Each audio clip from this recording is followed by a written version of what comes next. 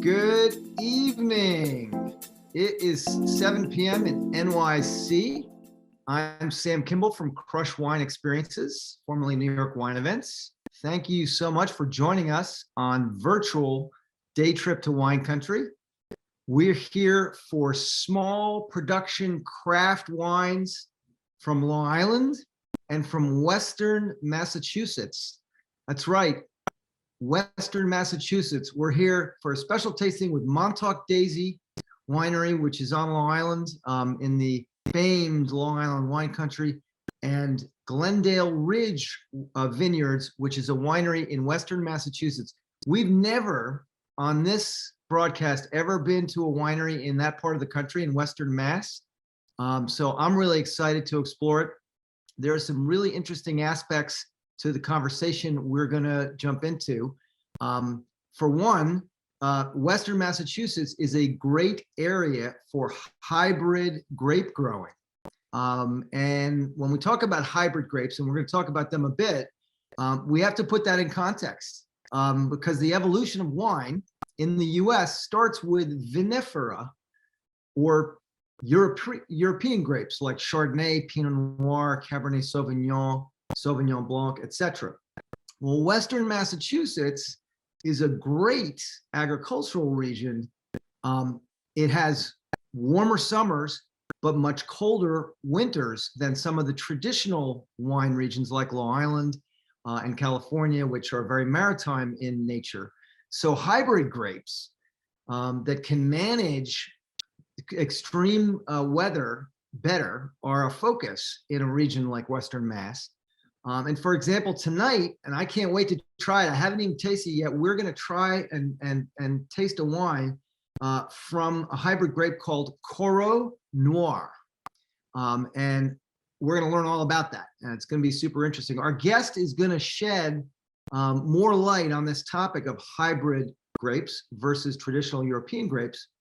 But the question is vinifera, or European grape portfolio, is it sustainable going into the future, or are hybrids the future given climate change and other factors? We will find out, and we have just the person to talk to about it. So we'll be going to Long Island wine country, where vinifera European grapes have for 50 plus years been very successful. And yet hybrid grape growing has come into focus on Long Island as well. It's going to take a bit longer to really take off there, because the maritime climate on Long Island is particularly conducive to grape growing. It moderates the extreme temperatures of a very hot summer and a very cold winter that you would have up in a more mountainous and less maritime region. So that'll be very interesting to talk about how that'll come into play there. And so very quickly, the stats are, for these two regions, there are 3 wineries in Western Massachusetts. It's early days. Watch this part of the country, watch this space. Long Island, as many of you may know, is a absolute hotbed of wine grape growing. There are 55 wineries plus on Long Island, approximately 52 on the North Fork and 3 on the South Fork. So I want to welcome everybody again. It's great to see you all. Please ask any questions or make comments in the chat, and we will answer those as we go on the fly. As I like to say, please interrupt us. We want the questions, we want the comments. And it is, if you would hit the chat right now, I see some people already have, and let us know where you're tuning in from. Where in the world, in the greater United States, are you based? I see New Jersey, I see Long Island, Durham, North Carolina. I love Durham, North Carolina. I used to live in Durham, North Carolina. Trumbull, wow, Florida. Jackie, oh my goodness. Wow. We're filling out the geography. Virginia, Holyoke, Mass. I love it. Miramar Beach, Freeport. Thank you guys for tuning in. It's great to see everyone. I see some folks that we've had on before, which is great, and I see some new faces too, which is also great. So welcome everybody. Let's take a look briefly before we bring on our very esteemed and august guest, let's bring on a couple of maps and just take a look at where we're headed. Ruben, Las Vegas. Welcome, Ruben. All right, so I'm gonna put up in my background here a map of Aquabog, New York, which is on Long Island. You can see it there. It's at the start of the North Fork. So you see that red map pin, that is right where the Long Island landmass forks. You see the South Fork, which is the Hamptons, and the North Fork, which is the storied wine country. And we're about 80 plus miles from New York City. You can see there on the other side of the map. And then if we go up to Western Mass, you can see here we're about roughly 2 hours west of Boston, straight due west from Boston across the state. And you can see the map pin there, and that shows you Glendale Ridge Vineyards. Absolutely beautiful, both places. We'll see some great photos. And in fact, the background that I have up right now is of Glendale, so a vineyard up there in Western Massachusetts at the Glendale Ridge Vineyards. So without further ado, I want to bring on our special guest. He is the winemaker at both Montauk Daisy and Glendale Ridge Vineyard, Juan Micieli-Martinez, a good friend of mine, somebody I've known for a number of years, and an amazing winemaker. Juan, welcome to this broadcast, and thank you so much for joining us. Thank you for having me, Sam. Pleasure to be here tonight. Well, it's an honor to have you on. I have been a huge fan of the wines you make for quite a few years, and I haven't actually tried any of these. This will be first blush, so I'm excited about it. Where does this broadcast find you? So I am right in Riverhead, New York. I live right in downtown Riverhead with my wife and young son, and so that's where I am this evening. Yeah. And Riverhead is right where the fork splits, right? Right where the fork splits. So we're kind of equidistant, from any of the great places to travel to on the North and South Fork. Let's talk a little bit about Montauk Daisy. I promised everybody we would touch on this. So how did you end up coming up with the name Montauk Daisy?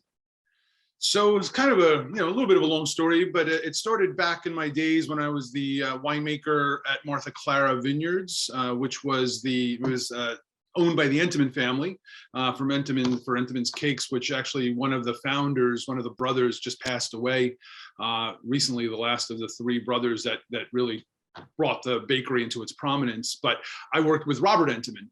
And before they had actually started the vineyard, they had started off by raising thoroughbred racehorses, which they had several of them on the farm that stayed through their retirement years. But one in particular was Montauk Daisy. And that particular horse, there was actually a photo in our private wine tasting room that whenever I would go up into the private wine tasting room, I'd always see this photo. And back in my mind, I was like, oh, that'd be an interesting wine name, knowing that being here from Long Island, Montauk, which a lot of people would make the connection between the Montauk Daisy and Montauk. But lo and behold, if you actually research it, the Montauk Daisy is not native to Long Island at all.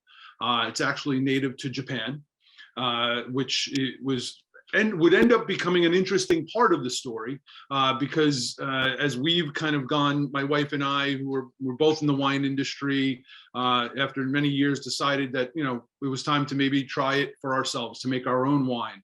And when we did, we started working with Mineo, Shimura, and Theresa Dilworth, who actually own Comtesse Therese Vineyard. And, Mineo Shimura is from Japan. And Theresa, his wife, is half Japanese. So, there was already this kind of interesting, coincidence that had occurred. But additionally, one of the things that we like most about the Montauk Daisy is that throughout the growing season, it is really one of the last, if not the last, flowers that come to bloom, and they come to bloom during the peak of harvest. So it was just all these different dots ended up getting connected, which is how we ended up moving forward with the name Montauk Daisy. Got it. And as it turns out, the owner of the vineyard hails from Japan. Correct. Yeah. So there's all these, and we kind of, one of the things that we like to kind of say is that, look, grapevines, Vitis vinifera grapevines are, come from Europe. The ones that we have planted there, I myself originally hail from Mexico, my wife originally from New Orleans, Louisiana. So we're all these kind of transplants that have just kind of landed here on Long Island. And it just is an interesting connection for all of these different coincidental type things that have occurred. So we just thought it would be a neat name. And once again, being here on Long Island, sometimes people make the incorrect inference that we're referring to Montauk, but we're not referring to Montauk. We're referring to Montauk Daisy, the shrub. And this is Mineo. That is, yes. Originally from Japan, and it just so happens the Montauk daisies, which were started there and now grow on Long Island. So it's quite a circle. It's quite a full circle. It is, and even another interesting part of everything is that Mineo was educated at MIT in Massachusetts. So it's just all these different coincidental connections that have evolved or have kind of we've realized through everything. Very interesting.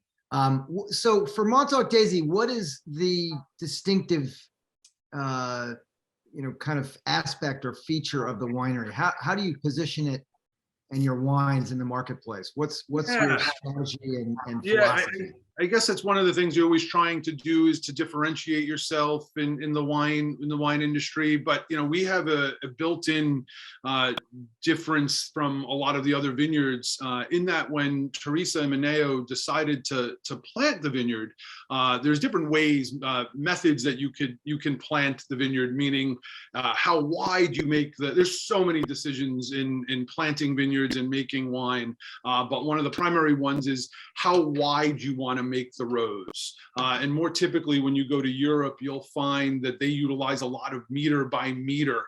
So meaning rows are 1 meter wide and there's 1 meter in between vines. So if you were to come visit Long Island or just drive around the vineyards of Long Island, one of the things you'll notice is there's a pretty typical row width of about 7 feet. That's kind of the generally planted width of vine rows. And then you'll see anywhere between 4 and 5 vines, 4 and 5 feet per vine. So 7 foot wide, and then about 4 to 5 feet per vine difference. At Montauk Daisy, or at the Comtesse Therese vineyard, where Montauk Daisy sources its fruit, the vineyard is about a little bit more than 1 meter wide, probably more along the lines of 4 feet. And you also have about 3 to 4 feet between each vine. So what does that mean? That means that we have a lot more vines per acre, ranging around 2,100 vines per acre. That's my son and his friend Sutton going through the vineyard, and you can get a sense of the distance from each vine as well as the rows. Yeah, those rows are quite narrow. They are quite narrow, and so much so that it is really challenging to find equipment to go down those rows. So a lot of the work at the Comtesse Therese vineyard is done by hand. We'll de-leaf entirely by hand.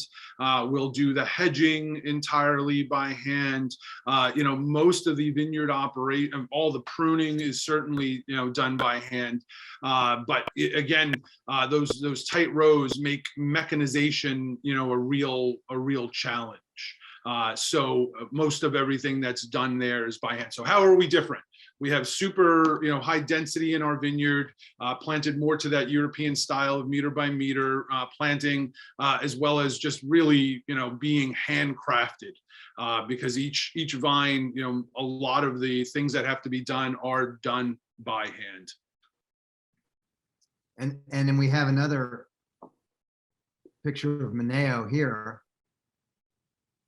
And this Yeah, is that's this is at the production facility, yeah. Yeah, this is at Premium Wine Group where the Montauk Daisy wines are made, and what you're actually seeing there is Mineo leaning. So all the fruit is hand picked, so there's no machine picking at the Comtesse Therese vineyard. And when it's hand picked into these bins. They're half ton. Each one is probably holding roughly about a half of a ton of fruit in it. And so you look 1, 2, 4, 6, 8. There's probably between 3.75 and 4 tons of fruit sitting in those bins right there. Mm-hmm. Yeah, no, it's impressive, and that's all Cab Franc. That would, from the distance, I'm thinking that was the Cabernet Sauvignon. Got it. And it's a little, yeah. It's probably I would think that's the Cab Sauv. Excellent. And is there anything about the hands processing of the grapes and harvesting and just the general handling of the fruit that changes or positively affects how the wine tastes and the quality? It's again, I think it's going back to that whole idea. I mean, things that are mass produced, mechanized, I mean, it's, and don't get me wrong, you can make some really nice wines from utilizing some of the other techniques, but this really beckons back to a simpler time. Where things were done more by hand, were more artisanal, versus, just mechanization, which speeds everything up without a doubt.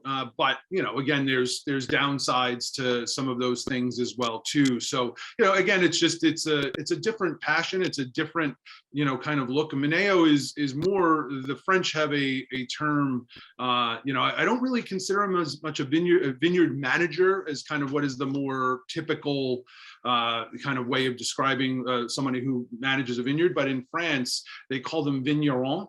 And Mineo is more of a vigneron. He's out there, doing what he does, but he has a passion and a true love, for wine and that vineyard and tending to the vines and just a true love of nature. If anybody follows Mineo on Facebook, if you can look for Mineo Shimura on Facebook, he's always posting photos of the different birds and the hawks. I mean, he loves the entire environment and really embraces it. So much of the fact that even on the farm, Theresa keeps bees.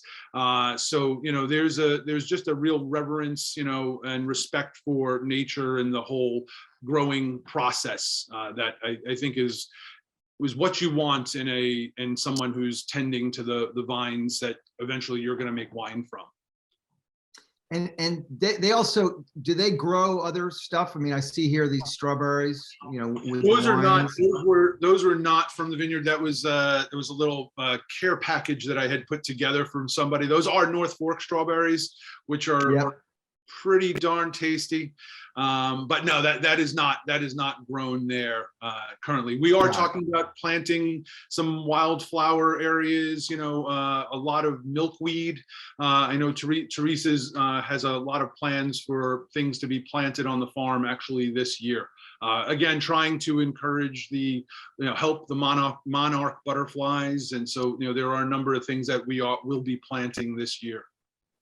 Yeah, I mean, it's so important to remember that it's all one ecosystem, and that all the different flora and fauna that are in the environment benefit the growing of the grapes. It's not just that the grapes just grow and nothing else happens. There's all this other stuff going on. Absolutely. Obviously in nature and in the ecosystem. Let's talk Glendale Ridge briefly. When was it founded? So Glendale Ridge, the vines were planted mainly between 2010 and 2014. The actual first year, I believe they opened was 2017 is when they first started opening up. And so, but I've been involved there with them since late 2018. And here you can see, wow, what a different landscape. I mean, Long Island's so flat. And so look at hills. Yeah, I love it up there. So that's the winery is positioned behind me. This was actually on my recent trip up there. It's probably about a week and a half ago now. But what we're looking at in the distance is Mount Tom. And this is what they call the Pioneer Valley. So it's like part of the Connecticut River Valley. And as I kind of start to look more into the history and the geology, much like Long Island, it was really, that whole valley was carved away and formed by glaciers as they came through, at different ice age, glacial advances and retreats. That whole area was carved. But it really is such a, I love Long Island, don't get me wrong, but you can't really get those big vista views on Long Island unless you're by the beach, by the seashore. That's when you can kind of get a better view of everything. But there, it's, no matter what the time of year it is, it's always just this breathtaking view of the valley and the Mount Tom in front of you. So let's talk a little bit about hybrid grapes. I talked about that at the beginning. You're an expert in it. I am not, but I'm fascinated at how they can start to shape the way that grapes are grown for wine, and also how, new wine styles and selections are developed with hybrid grapes. Sure. So I'm going to kind of take it back a little bit further, just to talk about Vitis vinifera. So Vitis vinifera is the genus species from which, most wines that people can name, come from. Most people would know Chardonnay, Cabernet Sauvignon, Merlot, Syrah, Riesling, all of these kind of names of grapes, types of wines that come to the mind first and foremost are more than likely Vitis vinifera. That's what people know. However, and those are the traditional European grapes. Correct. Yes. And so, through the years, people have had desire or reasons to want to try to differentiate, those varietals and there's thousands of grape varieties in the world, and people have kind of crossed different types of genus and species, to try and come up with new varieties. And one of the main reasons, a lot of this stuff had actually started in France. Many years ago, they were probably some of the original ones that started playing around with this, but mainly because there was some environmental issue that maybe was being faced. And so I know in France in particular, they dealt with phylloxera, which is a little ground louse that, originated from our soils when people were going across the Atlantic and bringing things, vines and plants across back and forth. Well, one of the things that the early Europeans brought from America over to Europe was phylloxera. They brought it in the soil, and the grapevines here on the United States side, or the Americas side, well, they evolved with phylloxera. So native grape varieties here in the United States have a natural resistance to phylloxera. They evolved together. So now you took phylloxera, from the States over to Europe. Well, it got into those vineyards and it ravaged the vineyards. There's a great book called The Vintner and the Botanist for anybody that's interested in reading some more about this. And so what happened was, people were trying to figure out, what was happening. And so people started playing around with hybrids and so it was kind of happening already. Fast forward to more modern days here, in the United States. Well, grapevines sometimes struggle, they will struggle in extreme cold. So one of the main reasons that people have played around the most with hybrids and trying to come up with new cultivars is to have kind of resistance or cold hardiness, as we call it. And I just want to be very clear that that what we're talking about with hybrids are not GMOs. These are not genetically modified. These are plants that have basically had pollen from one plant, the flower from the other, and you cross the two together, and then eventually the fruit and the seeds that they develop can be planted and can create, it's a mixture, a natural mixing of genetic material to come up, just like us, right? Our mothers, our fathers mixed genetic material. Here we are. So, we're all kind of hybrids to a certain extent. We are not genetically modified. This was not, people doing things in the lab. So in Massachusetts, which has a slightly colder climate, one of the things that they do tend to grow a lot of are hybrids. And coming from Long Island, mainly working with vinifera, because there's really little I don't even know that there's any hybrids left here on Long Island. They were in the early days, but the preference was to go towards the European varietals. And in Massachusetts, they grow hybrids. So one of the things that I was most excited about working up there was to work with some hybrids, and mainly because, as I've described this before, as an artist, as a winemaker, as an artist, you have colors on your palette. And Long Island has its vinifera colors, it's what's here. But when I go to Massachusetts, there's a different set of colors, a different palette with hybrids. And I can honestly say that I've been quite impressed with the quality that hybrids can make, the quality of wine that the hybrids can make. But one of the things that I find most intriguing about is the sustainability of hybrids, that they do require less inputs, from the vineyard managers, or, it just require less attention. And so, not that I want to say that they require less, there's occasionally a little bit of spraying for pests or insects. Less of that. They're natural, resistant, and they're also hardy. They're hardier. Yes. And they require less intervention, which in some ways, not to vulgarly simplify the whole thing, but it makes it more natural because they're just thriving in this environment, in our North American environment, especially on continental, like Western Mass.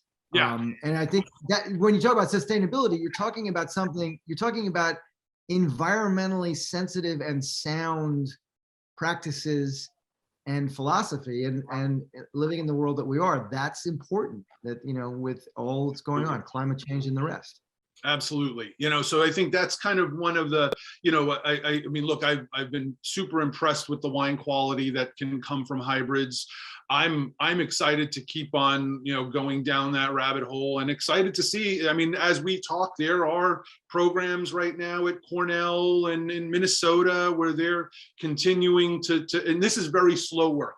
Hybridization is very slow work because you have to actually go through growing seasons, numerous growing seasons, and then, identify a vine that might be slightly different and then replicate that vine. So then they'll start taking cuttings and they'll make clones of that. And so it takes years and years and years for this to occur. But I will go out on the ledge and say that I think it's something, as we start to look at sustainability more and kind of what we're going to leave behind for future generations, that I think hybrids should undoubtedly be part of the conversation.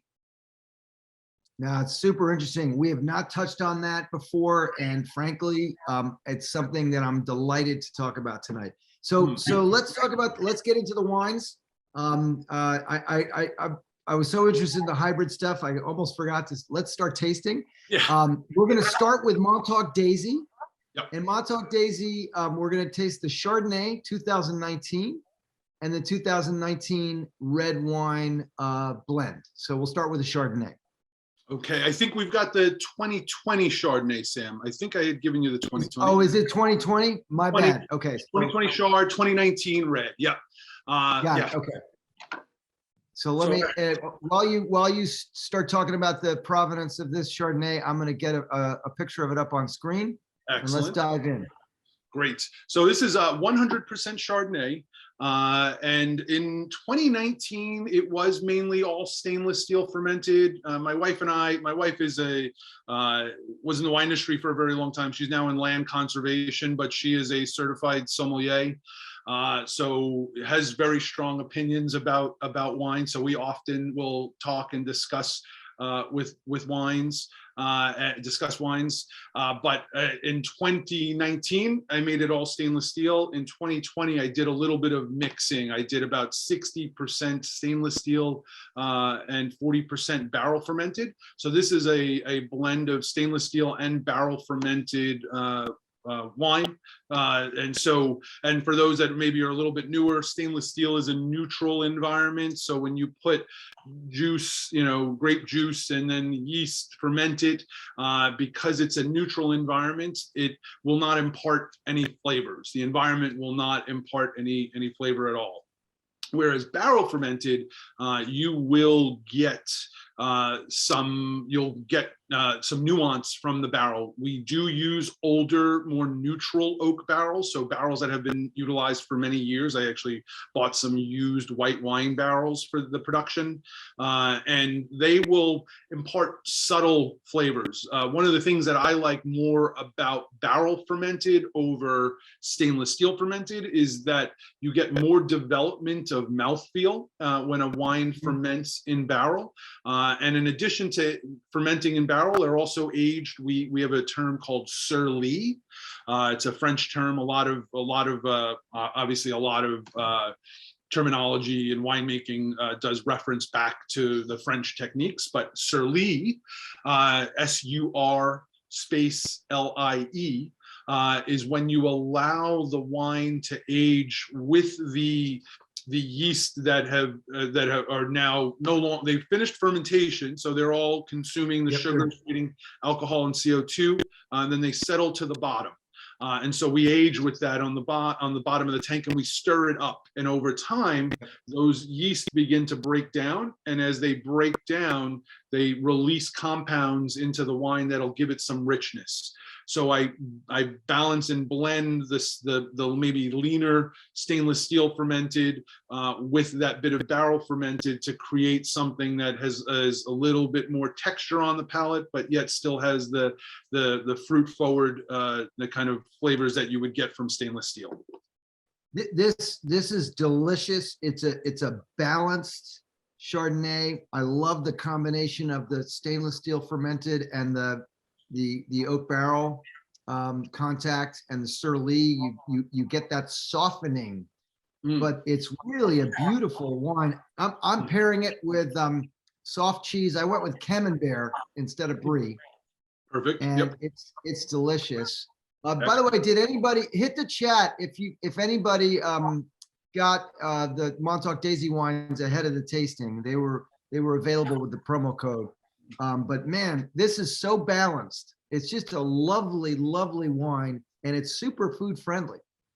Absolutely. It's like I had said, it's 100% Chardonnay, so which is Vitis vinifera. So again, here on Long Island, I would love to see some planted. I'd love for us at CTV to plant. We have talked about some different things there as well. But long term, it's definitely something that I'd like to see. But I love vinifera as well. I can't say that I don't. I think they should always kind of remain part of what is happening. But I think we definitely need to talk about some diversification. But I still love vinifera. I cannot, and I've traveled around the world visiting wine regions in France, and I have so much respect, for it. But I'm just excited to try different things. I want to raise a glass to Steve, who got the Montauk Daisy wines ahead of the tasting. Yeah, cheers. Thank you. Cheers. Yeah. But by the way, Juan, I've never told you this, but all the years we've worked together, and when you were at Martha Clara, I used to bring some of our wine tour groups. For anybody watching, Juan makes amazing Chardonnay. And I would always get a bottle of the Chardonnay when we came with one of our tour groups, and I'd grab a bottle to take home, and I would pair it with a white clam pizza that same night. And it was just magic, because the white clam pizza with a little butter and garlic is a little heavier. So you want a little bit more oomph in your white wine. Man, it was good. Cool. Almost every time I picked up a bottle up at the tasting room and to take home. So cool. Well, thank you for that. Yeah, absolutely. All right, so let's move on to the Montauk Daisy 2019 red wine. Yep. By the way, what's the price point of the Chardonnay we just tasted? Chardonnay is $22 retail, and the red wine is $38 retail. Okay, got it. All right, so let's talk about the red wine. It's a blend.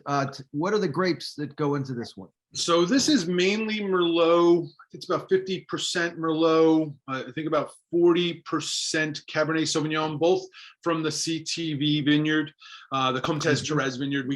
I call it CTV. And there's a little bit of Cabernet Franc that I actually purchased. So at the CTV vineyard, we have 4 different varietals planted. We have Merlot, Cabernet Sauvignon, Chardonnay, and Sauvignon Blanc. And with that, the Sauvignon Blanc, we actually sell to a gentleman who I've known forever in the wine industry, was actually the first person to hire me into the wine industry. His name's John Leo, who makes his own wines, and for Clovis Point and a couple Anabe vineyards on the North Fork. And I mentioned John because we sell him the Sauvignon Blanc, but I also purchased a little bit of Cabernet Franc, about 10%, to go into this blend. And so what's interesting about this is that all 3 of those varietals were basically picked in a 48-hour period.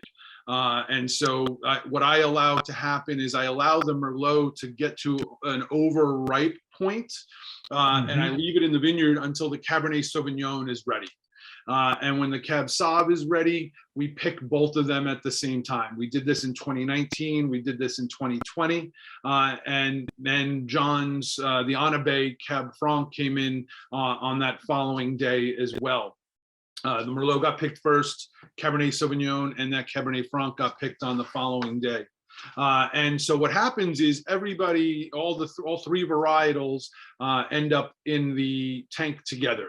And so we co-ferment this, and I do that. You could do things different ways. You could ferment your Merlot in one tank. You can ferment your Cabernet Sauvignon in another, and your Cab Franc in a different one, and go through individual fermentations.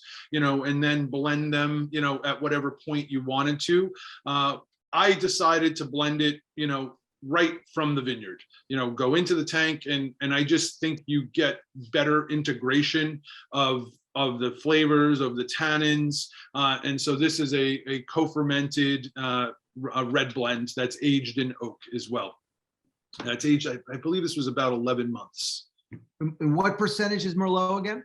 It's about 50% Merlot, 40% Cabernet Sauvignon, and I think it was about 10% Cab Franc. It's very smooth. It's a really nice, easy drinking, medium bodied red wine. I'm getting some red fruits on the nose. Just great. I paired it with Manchego cheese. Beautiful. And which it went great. And I was gonna get the truffle mousse pate, but my store didn't have that today, so I got Manchego instead to go with it. Okay, all right, dynamite. Both would go very well. Yeah. Yeah. And so this one is, you said is 38? $38, yeah. And this is a wine. And I'll talk briefly about closures. The Montauk Daisy Chardonnay is on a screw cap. The red wine is on cork, but it's what we call a DM cork. Let's see if I can find it here. It's made from natural cork, but it's like kind of a conglomerate. These corks are there's no failure at all. You're never going to open up a corked wine, with a DM. I was a big proponent of screw caps in the early days, and I still think screw caps are great. But I know consumers love, after many, many years of kind of trying to sell screw caps to folks, because at Martha Clara, we went entirely to screw cap as of 2007. We were the first winery on Long Island to go entirely over to screw cap. Some others had screw caps and split their production. We went entirely over to them. So I'm a big screw cap fan, but with DM, this conglomerate cork, it's made from natural cork that has been treated to remove TCA. That's the compound that might make the wine smell a little bit off. And so it's guaranteed to have no TCA. And with this product on the market now, and I know how many people love the romance of removing the cork. I always used to have the joke with people that if you need a cork for romance, you're doing something wrong. But I am proud to say, I look, I get it. I get the, you know, the ritual of pulling it out of the cork. So I did put our red wines under cork with DM cork. This one is delicious. I would be remiss if I did not put up on the screen. I think there's a very cool picture of this wine, and a quite a nice pairing. Yeah, here it is. Hold on one second. Let me put this up on screen. I love this shot. This is a delicious pairing shot. Here it is, Montauk Daisy red wine blend, which is absolutely delicious. Nice medium body wine with a pepperoni pizza. Yeah, that's a homemade pizza that that I like to make here. Yeah. It pairs well. I can say that. It certainly paired well that night.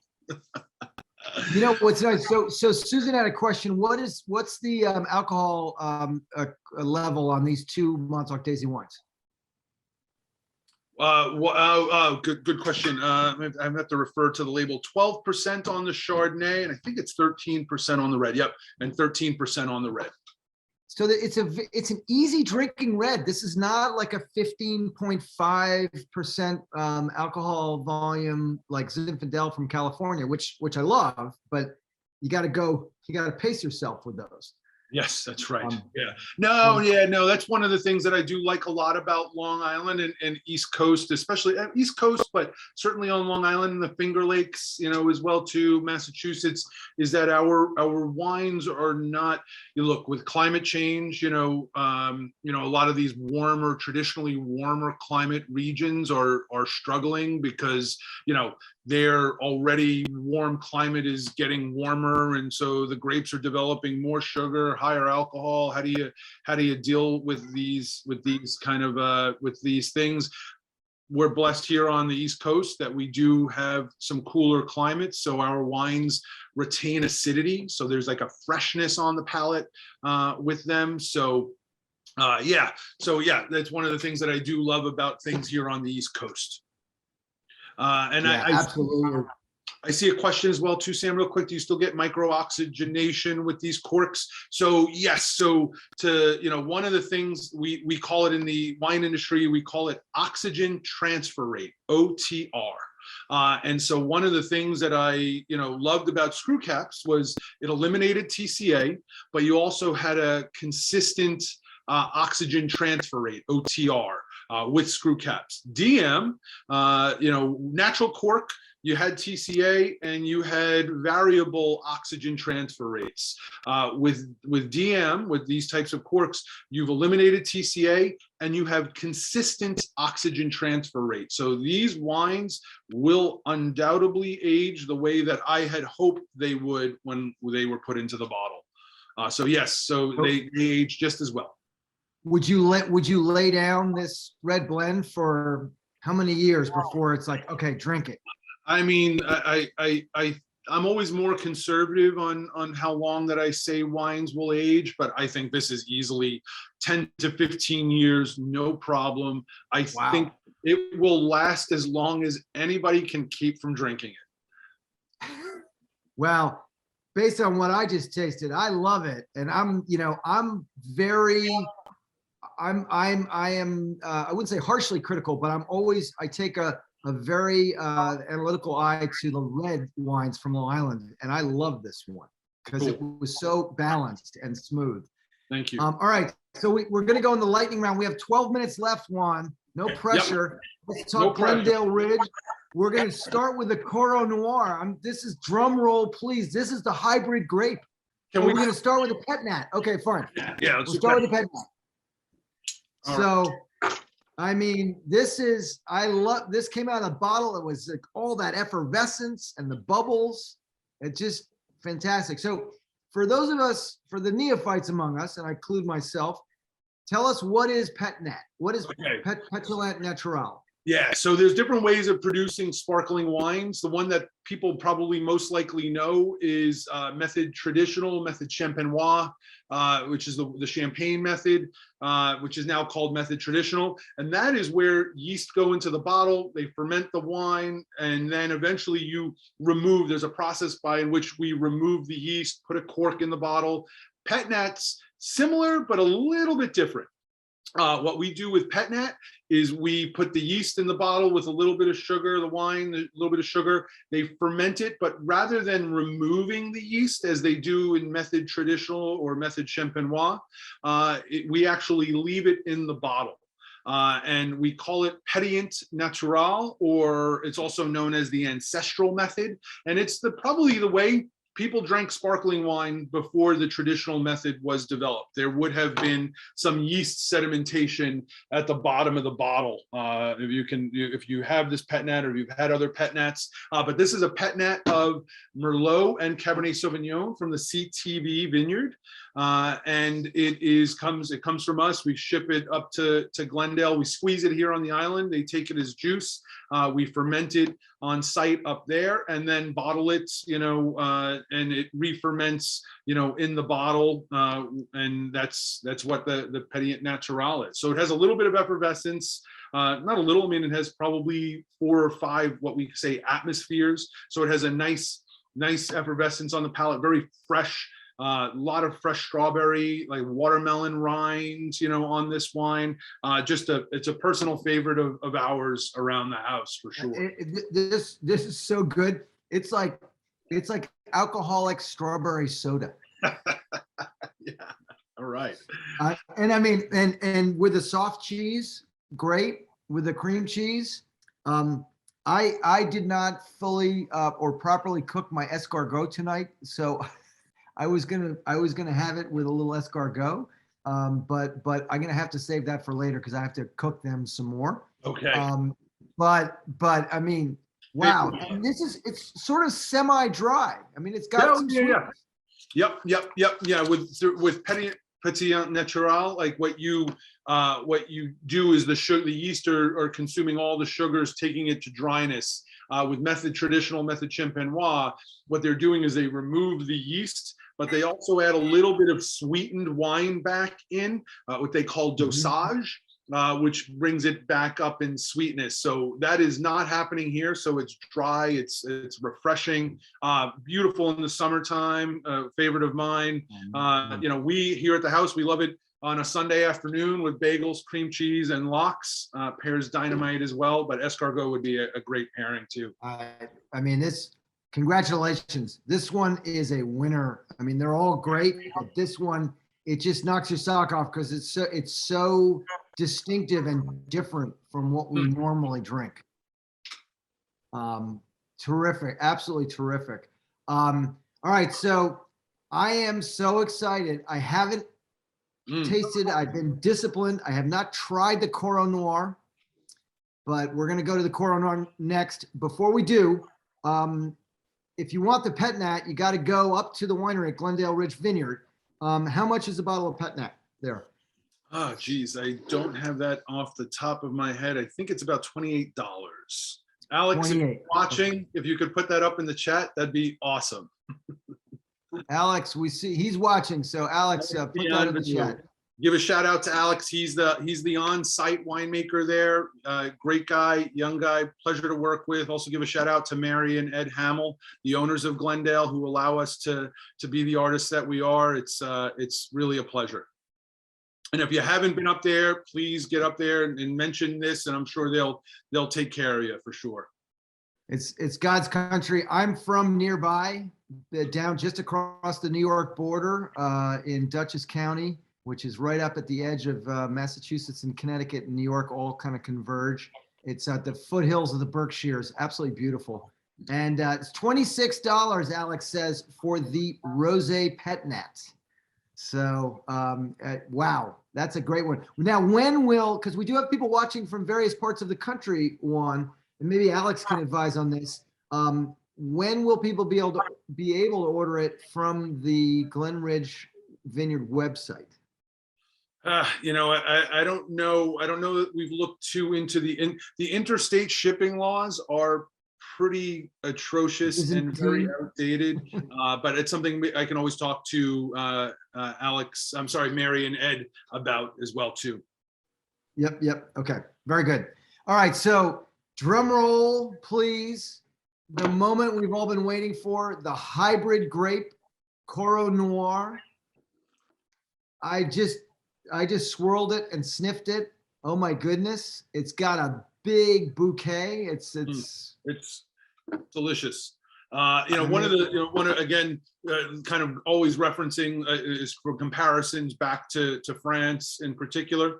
If you happen to like Beaujolais wines, which is made from the Gamay grape, this is very reminiscent to me of cru level Beaujolais.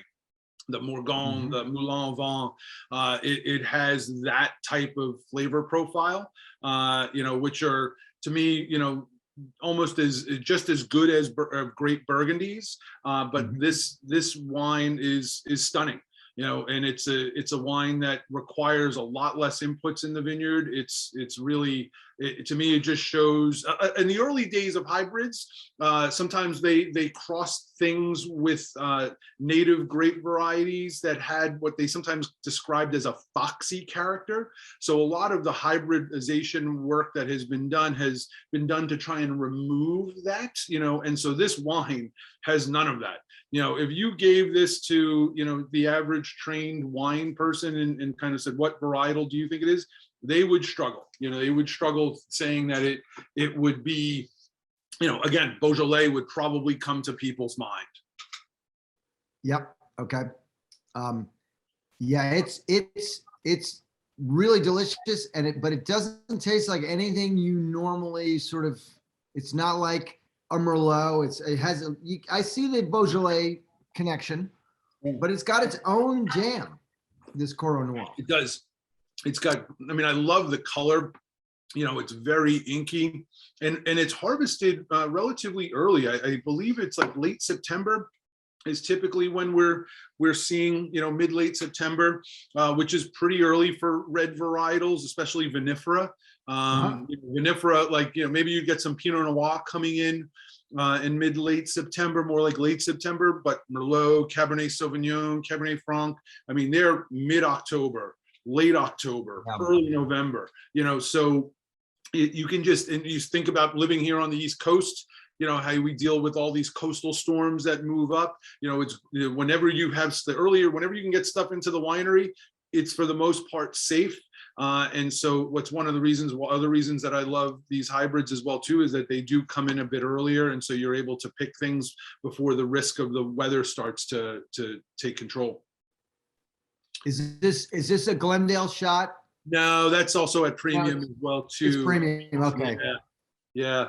I definitely encourage people, if you live on Long Island, or you just take the ferry across either from Bridgeport or or Orient Point, from Port Jeff to Bridgeport or Orient Point to New London, and it's about an hour and a half away from there. For those maybe you're familiar with Northampton, Massachusetts, it's just south of them. It's actually in Southampton, Mass, and it's a little bit north of Springfield.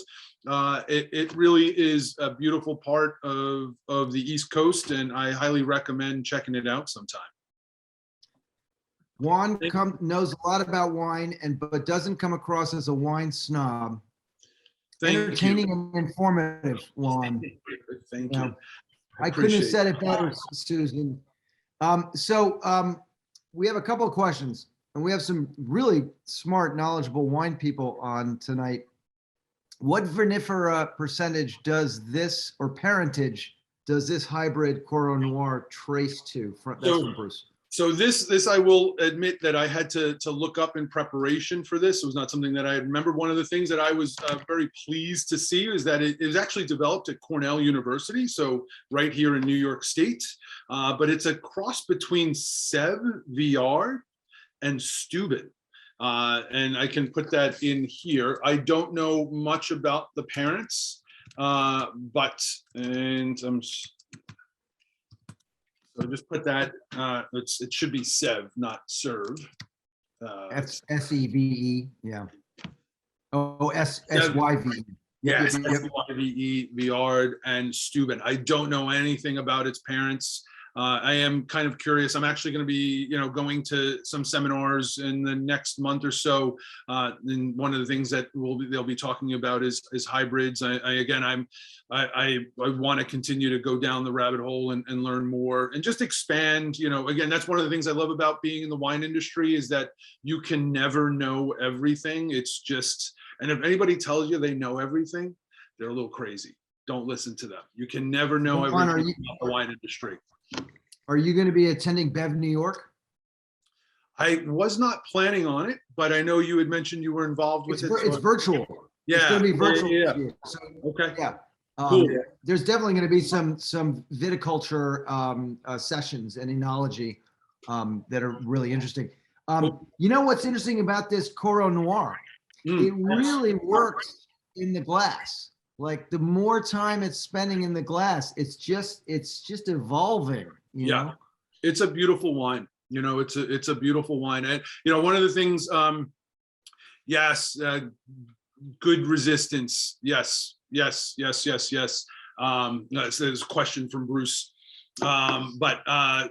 Yes, it does evolve in the glass. I don't know how long this one will age. I'm kind of new to Coro Noir, and kind of, but I'm excited to see. I mean, easily I'd say 7 to 10 years. I do believe it'll go beyond that, but being that this is, I've only worked with it for a few vintages now, but it's the one varietal that I find most exciting.